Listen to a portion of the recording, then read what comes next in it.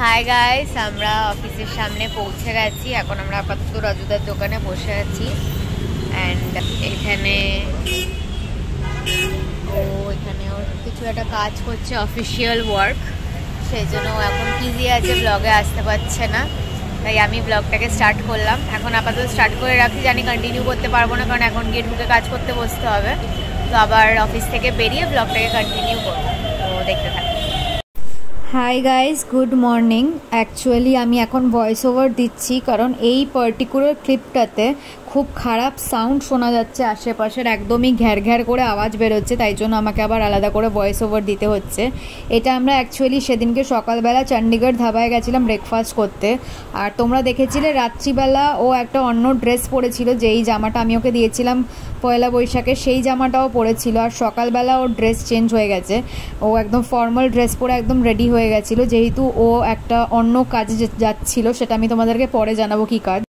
Hi guys, বলি আমরা office থেকে বেরিয়ে গেছি। আজকে একটু তাড়াতাড়ি বেরিয়েছি, 7টা সাড়ে 7টা করিনি, লেট করিনি, আমরা 5টার মধ্যে বেরিয়ে গেছি। অ্যান্ড এখন থেকে একটা নিউ জার্নি আমরা স্টার্ট করছি আজকে থেকে। সেগুলো সব আপডেট করা হবে। আপাতত এইটুখানি বলছি যে আমরা আজকে থেকে একটা নিউ জার্নি স্টার্ট করতে চলেছি, যেগুলো আস্তে আস্তে তোমরা আপডেট পাবে। এখনই খুব করে সব কিছু বলার মতন সিচুয়েশনে নেই আমরা, বাট ইয়েস, আস্তে আস্তে তোমরা সব আপডেট পাবে, দেখতে থাকো। এয়ারপোর্ট দিয়ে অন্য এয়ারপোর্টের মাঝখানে যে কানেক্টারটা ওটা ঢুকে যায়, আজকে যেহেতু গাড়িতে আমরা 2.5 নম্বর দিয়ে ঢুকে যাই। আজকে আমরা 1 নম্বরে এসে আগে পেট্রোল পাম্পে ঢুকলাম, তেল ভরা হলো, তারপরে এখন আবার আমরা যাচ্ছি। Hi guys, good evening. So আমরা বেরিয়েছি আবার একটু। ও অফিস থেকে চলে এসছে, আসার পরে আমরা বেরিয়েছি।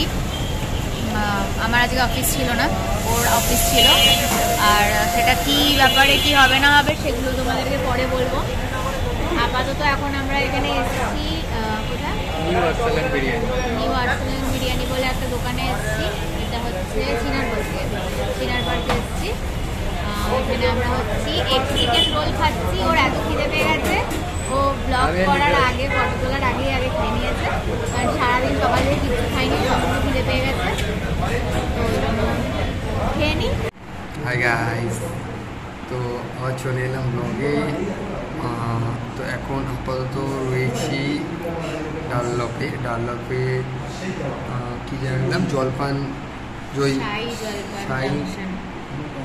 জাংশন। আগে ওইখানে এসেছিলাম, নামটা মনে ছিল না।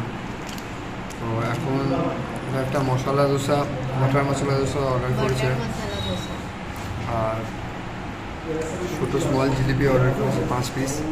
এই যে পাগলি বসে খাচ্ছে বাটার মশলার সাথে। ম্যাডাম কিছু বলবেন? এখানে বসে ব্রেকফাস্টটা সেরে বাড়ি থেকে রওনা দেবো।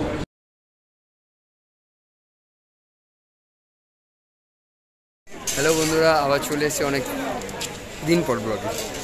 তো আমার এটা বলা অভ্যেস, তো আমাকে রেক্টিফাই করে দেয় সবসময়। তো অনেকক্ষণ পর আবার, ঠিক আছে। তো এখন রয়েছে বাগবাজার সর্বজনী, যে বাগবাজার সর্বজনী অনেক সাজিয়েছে, কারণ কি আজ উল্টো রথ মেবি চলে গেছে, আমি ঠিক আইডিয়া নিই, নলেজটা নিয়ে, বাট এখনও উল্টো রথ সেই সারাউন্ডিংটা রয়েছে ওখানে।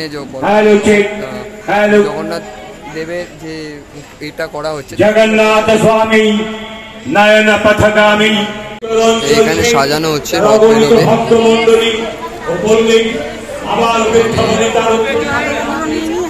একবার ঠাকুরটা দর্শন করে দিচ্ছি সবাইকে।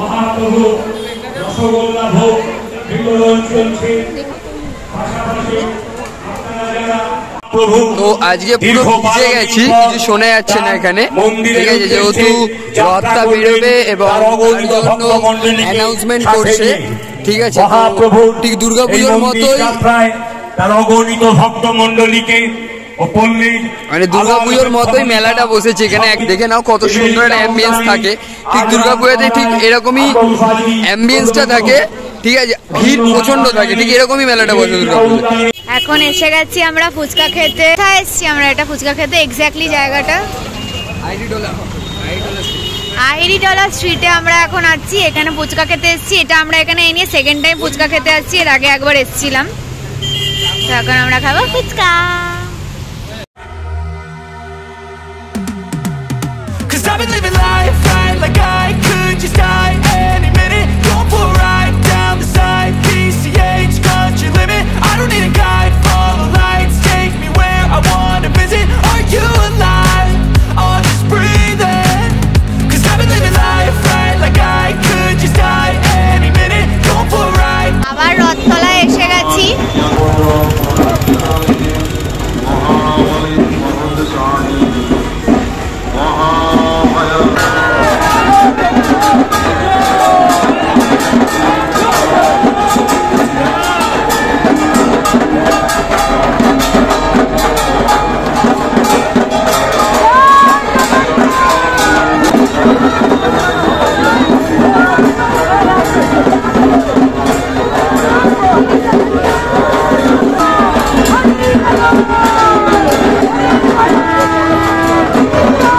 হাই গাইস, সো আমি বাড়ি পৌঁছে গেছি।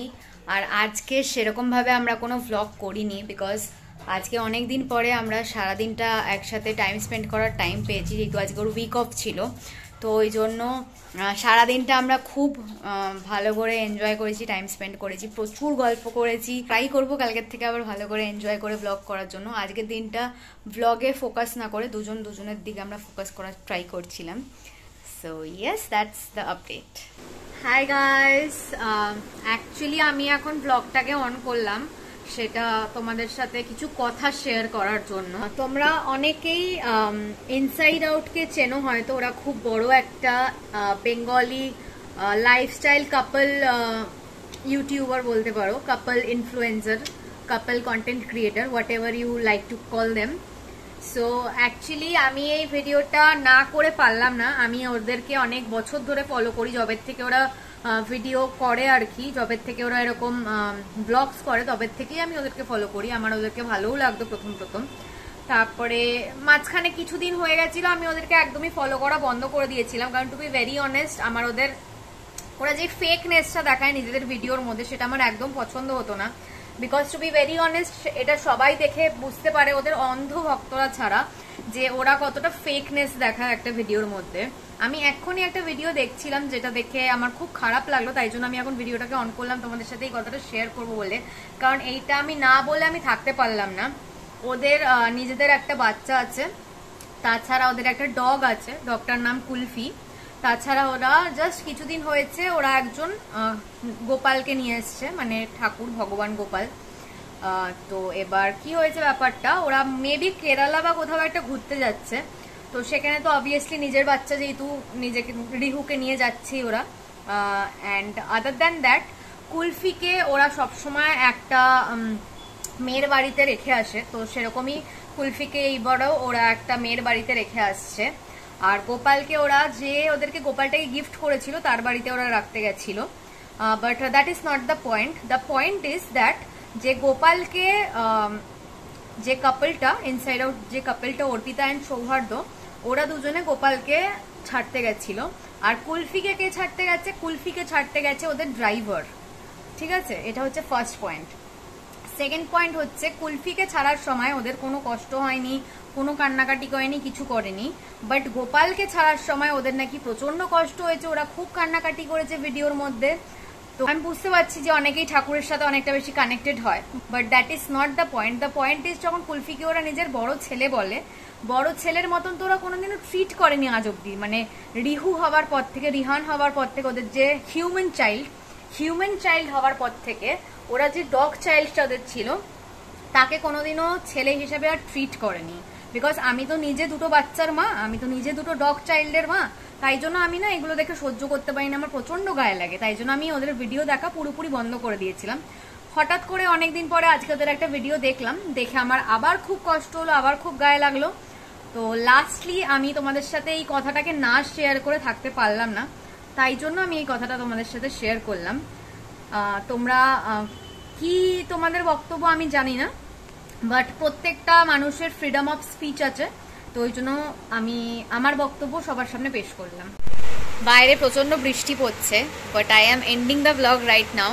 যদি ভালো লেগে থাকে then please to like, comment, share and subscribe to our YouTube channel and don't forget to follow us on Instagram. আবার খুব জলদি একটা নতুন ভিডিওর সাথে দেখা হবে। বাই।